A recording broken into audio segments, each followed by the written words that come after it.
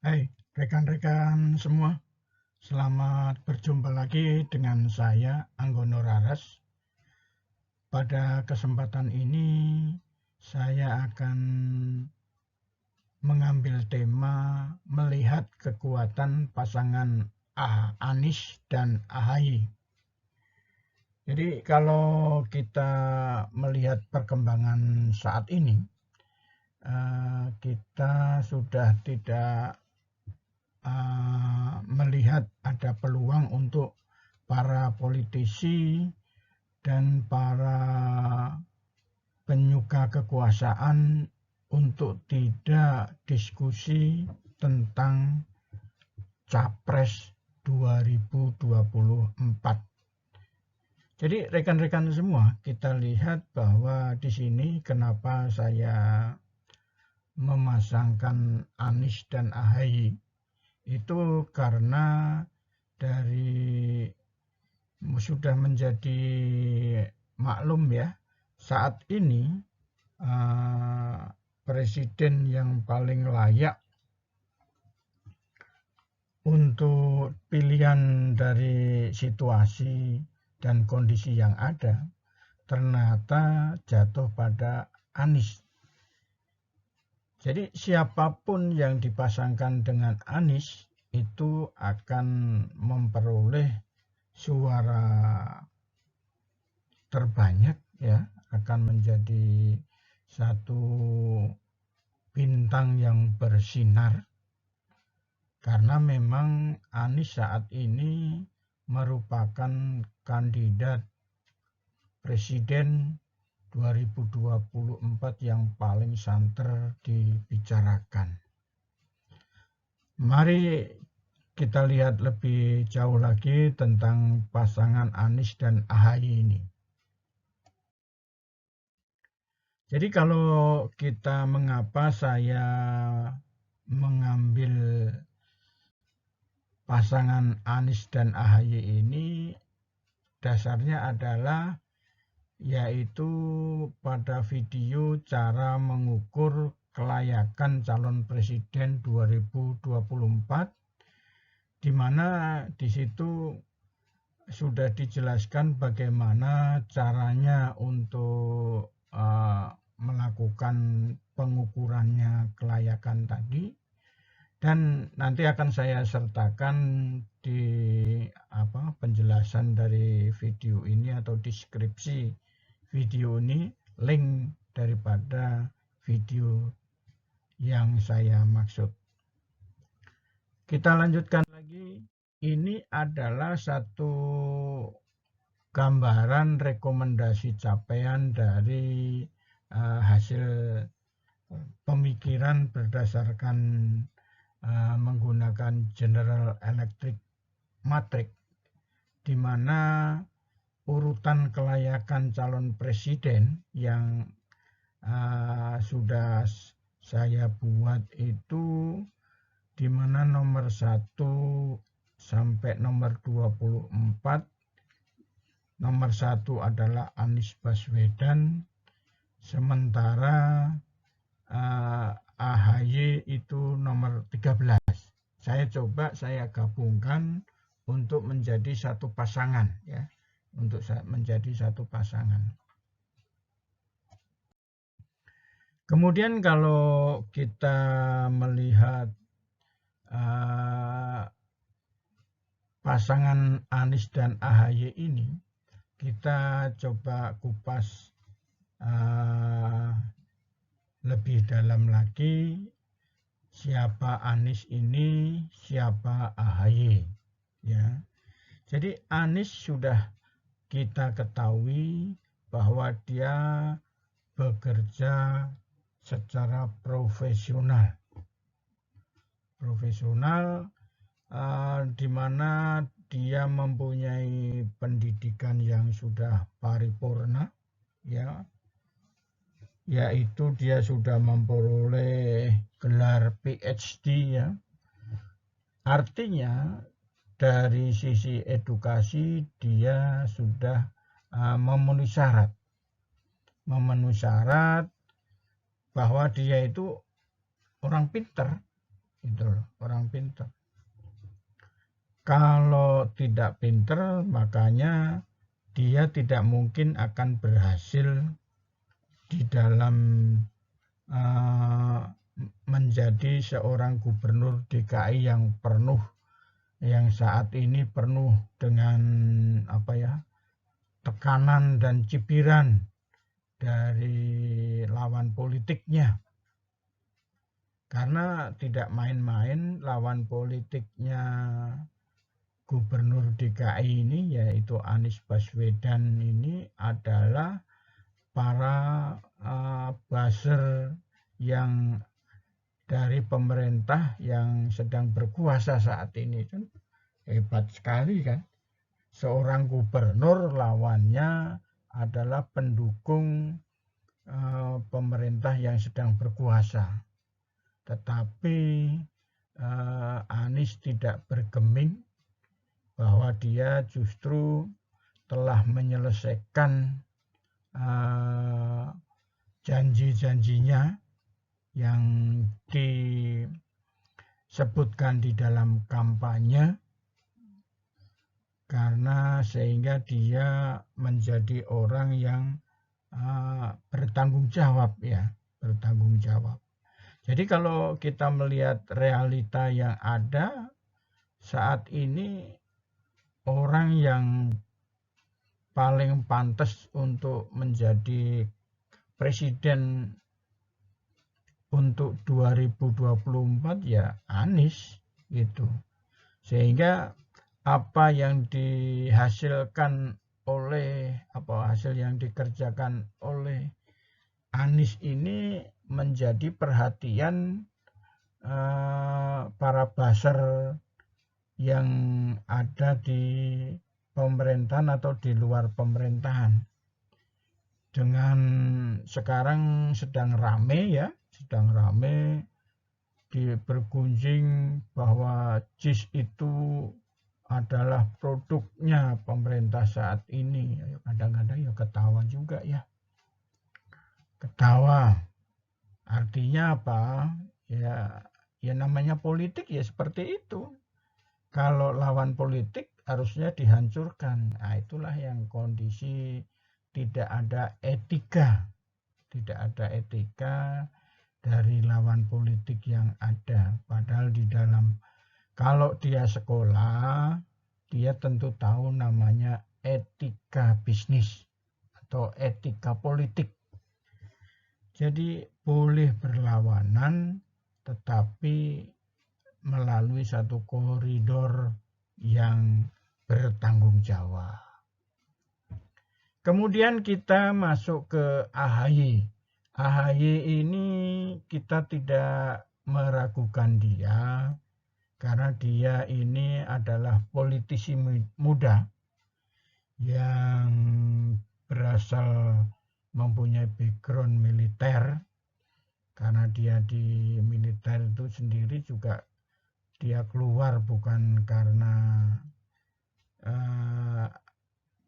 ingin mengejar karir militer, tapi karena kondisi yang mendesak.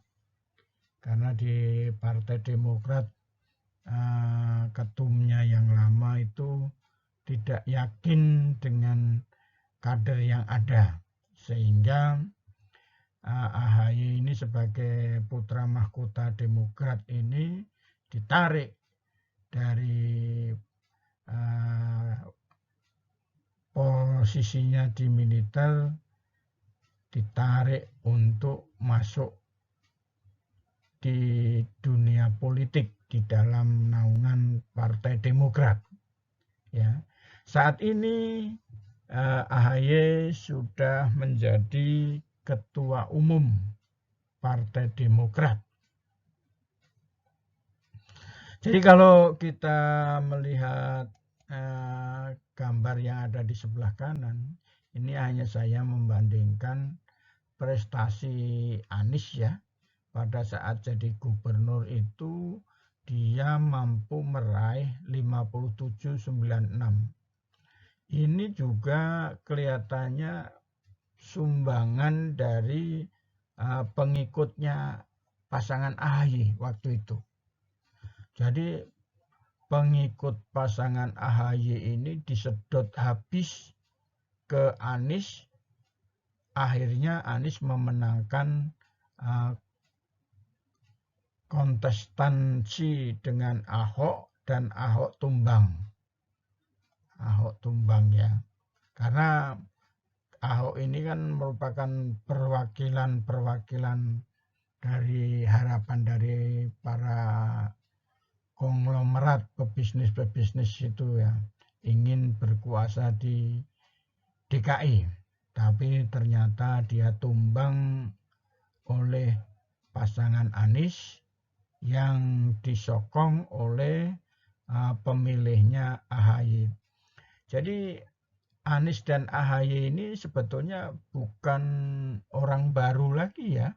Mereka sudah ini sering bertemu, tapi sebagai rival ya, tapi dalam posisi perpolitikan sebagai rival. Tapi khusus untuk presiden ini saya coba gabungkan menjadi satu pasangan yang kompak, karena secara pribadi juga mereka juga merupakan satu hubungannya baik gitu loh. Di grassroots pun juga mereka mempunyai hubungan yang baik, yang terbukti bahwa ada merupakan keseluruhan pendukung pasangan pasangan AHY ini masuk ke suara Anies semua waktu di gubernur DKI. Baik, kita lanjutkan. Saya akan coba ini ke bagian di sini ya, di bagian kursi DPR di posisi pemerintahan 2019 ini. Di sini ada Demokrat itu ada 54. Sementara kita tahu Nasdem ada 59. Nasdem sini ketua umumnya juga sudah pernah bersilaturahmi dengan Anies, bahwa Nasdem itu secara implisit ya, masih implisit. Tapi ada juga yang di daerah-daerah Nasdem sudah menyatakan mendukung Anies Baswedan. Kemudian kita nanti juga di pasangan ini bisa berkolaborasi dengan PKS, PAN. Kita masih melihat PAN ini apakah mau masih bergabung dengan PDIP atau P3 juga. Tapi kalau melihat yang namanya politik, itu kan melihat siapa yang kuat, itu yang akan diikuti. Karena yang namanya politik itu intisarinya kekuasaan dan duit ya. Kekuasaan dan duit. Jadi sudah tidak ada dia mengatakan kamu itu dari partai berbasis apa, sudah tidak ada lagi. Karena kita melihat kayak PKB ini kan di porsi pemerintahan sekarang kan memperoleh jatah yang luar biasa. Baik, kita lanjutkan lagi. Jadi dari hasil-hasil diskusi tadi itu kita bisa melihat bahwa pasangan Anies dan AHY ini kalau dijadikan pasangan itu akan menjadi suatu pasangan yang expert.